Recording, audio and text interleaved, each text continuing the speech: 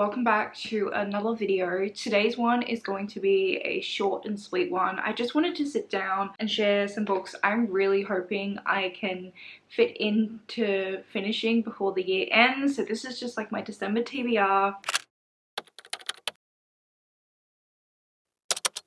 The first two books on this list that are top priority are the last two books in the final Realm of the Elderlings trilogy, which I don't even know what the trilogy is called. Fitz and the Fool. The Fitz and the Fools trilogy. The names have all escaped me at this point. I am filming this video a little bit early, so I'm hoping that I can start the book I'm up to, which is Fool's Assassin.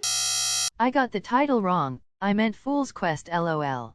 I think that's what it's called. Every time I say the title of that book, I think I've said it wrong, so I'm not sure. Really hoping to make a really good start of it before November ends and finish it in December, but if I don't start it this month, I'll start it next month. I started reading this series, I think 2 years ago, so I just think it would be very rewarding to finish this year with finishing off this series. I also want to read the latest book in the Singing Hills cycle by nherbooks. This is a novella series where we, at least in the first two books, and I'm assuming in this third one as well, we follow this cleric called Chi who travels around and they gather stories from the people they meet. And the latest installment in this series only came out in November, which I don't think I'll have time to read it because I do also really want to reread the first two books in this series. So that's sort of my plans for December. Yep, putting it on this list because I really want it to happen.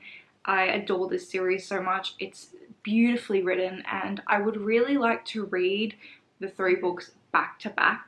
I also really am interested and hoping that I can pick up The Stardust Thief. This book is a new release that came out earlier this year. To be honest, I've heard fairly mixed opinions about this book, but it has djinn in it. Most of my favorite fantasy books contain djinn, like A Master of Djinn. The Devabrad trilogy also contains djinn. There's something about djinn and the settings that djinn are often found in, like deserts, sort of political fantasy settings. There's sometimes thieves and corrupt monarchies going haywire. I don't know where I'm going with that, but there's something about books that contain djinn and then all the other components or elements that also come along with the djinn characters being in this setting. I love. I think it's just going to be really up my alley. I really want to try and read this before the end of the year because I haven't read kind of any new releases, so I want to try and squeeze in one or two if I can. On that note, the second fantasy book that I feel like I missed out on reading this year is Legends and Lattes. I think it was around August, September.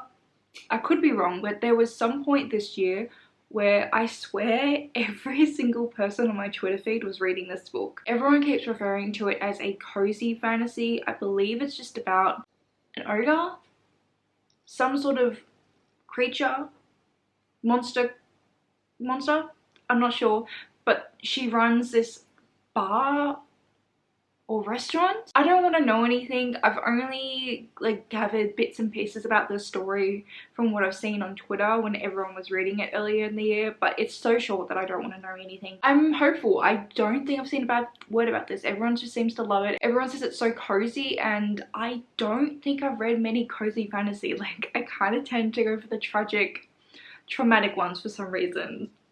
But we'll change it up here. We'll try something new. I also really want to read the sequel, which I do not own, to this book. So this is For the Wolf by Hannah Winton. For the Throne, the sequel is called.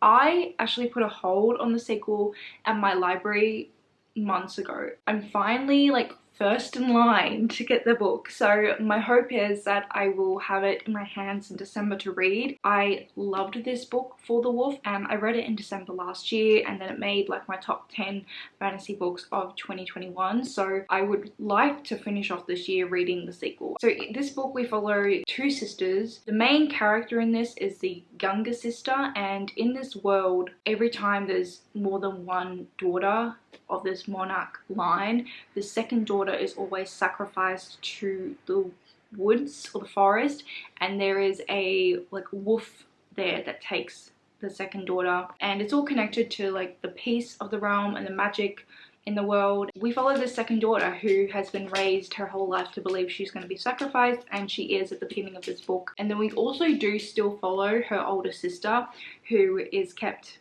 at their castle and has been raised to rule one day. And the sequel is actually from the older sisters' POV. I really liked following our main character here, but I'm very intrigued to see what's going to happen in the sequel and what I think about the sister being the main character in that. I like that we already have a taste of her POV in here, so I'm already familiar with her, but I'm looking forward to getting to know her and more and to see what her story's about. Another book I just grabbed off my shelves. I don't know if I will get to this, but I've always wanted to give it a go. I almost considered unhauling this, but I kept it. There was something about it that made me want to keep it, and this is A Great and Terrible Beauty by Libba Bray. The only other Libba Bray book I've read is the Diviners series. I did complete that series. I loved the first 2 books in the Diviners, and then the last 2 were a real disappointment for me, especially the last one, King of Crows. That was like one of the worst books,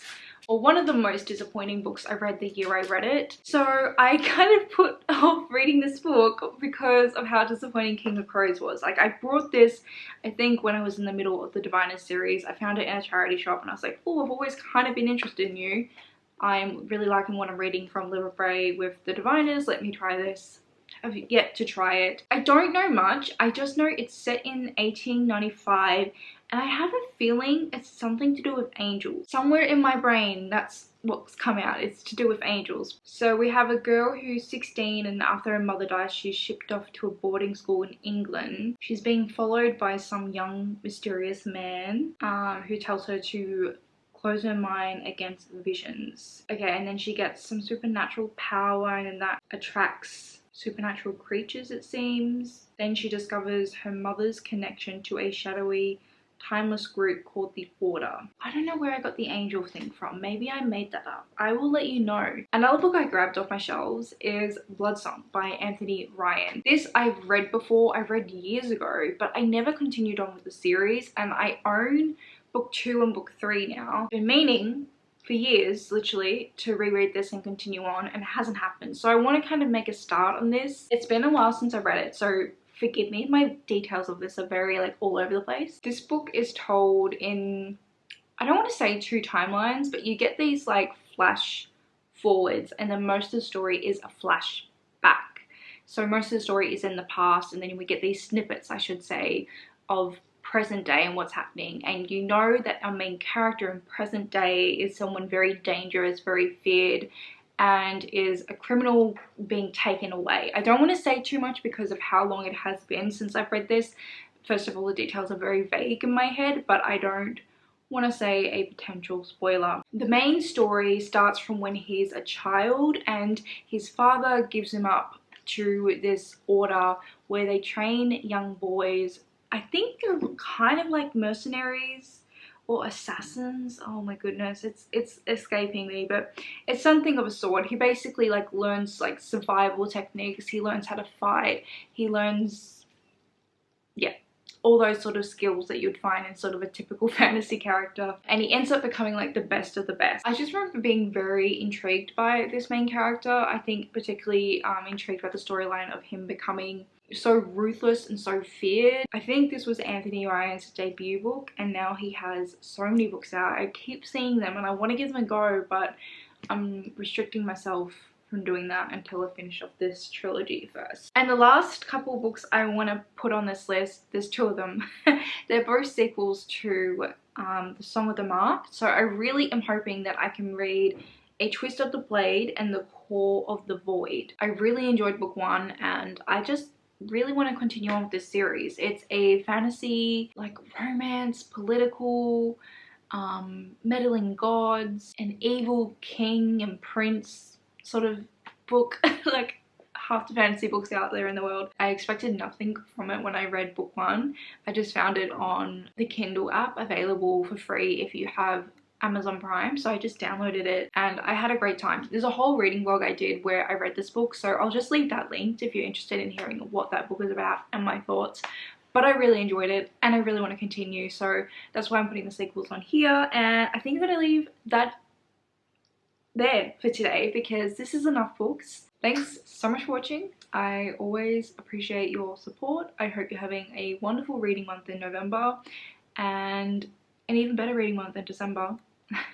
Let me know what your priority reads are for the end of the year, and otherwise, thanks again for watching, and I'll see you next time. Hopefully.